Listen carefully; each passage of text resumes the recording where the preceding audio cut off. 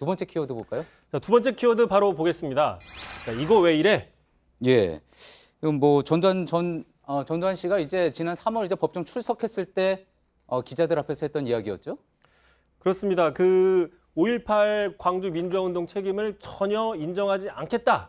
바로 이 뜻을 이 한마디로 어떻게 보면 표현했다고 볼 수도 있는데, 자, 가해자부터도 벌써 이런 태도를 보이고 있으니까 지금 39년이 지난 지금도 여전히 진실규명이나 책임자 처벌, 치유와 화해가 안 되고 갈등이 이어지고 있는 상황이라는 분석입니다. 예. 그런 면에 있어서 전 씨도 문제지만 특히 이제 과거 두 전직 대통령이 5.18에 대해서 후보 시절과 또 그리고 대통령으로 당선이 된 이후에 발언이 또 태도가 바뀌어서 그 부분도 논란이 되지 않았습니까?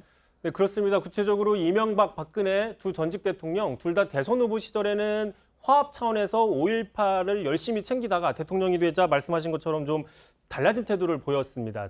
대표적으로 이명박 대통령 그 대선 후보 시절에 광주 5.18 묘역을 찾아서 이렇게 얘기를 했습니다. 우리 역사에 이런 일이 없어서야 될 것 같다. 5.18이 일각에서는 미완성이라고들 하는데, 자, 이것을 완성하는 것이 바로 역사에 대한 반성이다라고 이야기를 했습니다. 하지만 당선되자마자 첫 해에만 기념식에 참석하고 내리 4년을 불참을 했습니다. 특히 그 임을 위한 행진곡에 대한 재창을 못하게 하고 합창으로 바꾸면서 본격적으로 갈등을 촉발시켰죠. 예. 자, 심지어는요, 2010년입니다. 2010년에는 임을 위한 행진곡 재창을 막기 위해서 그 노래를 빼고 방아타령을 식순에 넣겠다라고 해서 상당히 논란이 된 적이 있습니다. 이 방아타령이라는 거는 즐거울 때 잔칫날 부르는 노래입니다.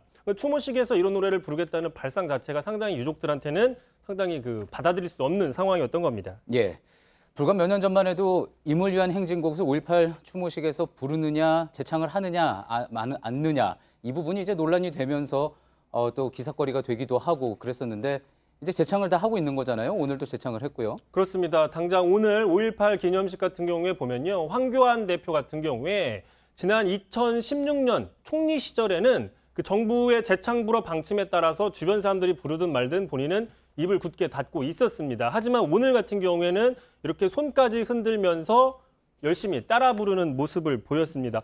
자, 이 모습을 보면 결국 이명박 박근혜 두 전직 대통령이 도대체 어떤 이유로 그렇게 길을 쓰고 노래를 못 부르게 막았나? 어떻게 보면 좀 큰 의미가 없었던 게 아니냐라는 거 볼 수밖에 없는 것 같고, 또한 박근혜 전 대통령 역시 마찬가지입니다. 한나라당 대표 시절이나 대선 후보 시절에는 여러 차례 묘역을 참배하고 5.18 정신을 계승하겠다고 다짐을 해왔지만 또 특히 전두환 씨의 미납 추징금에 대해서도 강하게 환수하겠다고 밝혀온 적도 있었습니다. 후보 시절에는 직접 한번 들어보시죠. 예.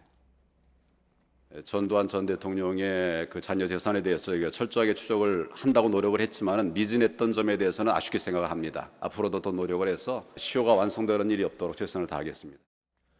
하지만 저렇게 강한 의지를 보였지만 전 씨의 미납금은 지금 추징이 지지부진한 상황입니다. 자, 그러다 보니까 전 씨가 이거 왜 이래라는 얘기를 거리낌 없이 할 수 있는 상황이 만들어진 게 아니냐, 이런 분석도 보일 수 있는데, 결국 전임 대통령들이 약속과 달리 5.18을 대선 이후에 대통령이 된 이후에 정치적으로 이용을 하면서 화합과 치유, 진실규명 같은 게 좀 계속 늦어지고 있는 게 아니냐라고 볼 수도 있다는 분석입니다. 예.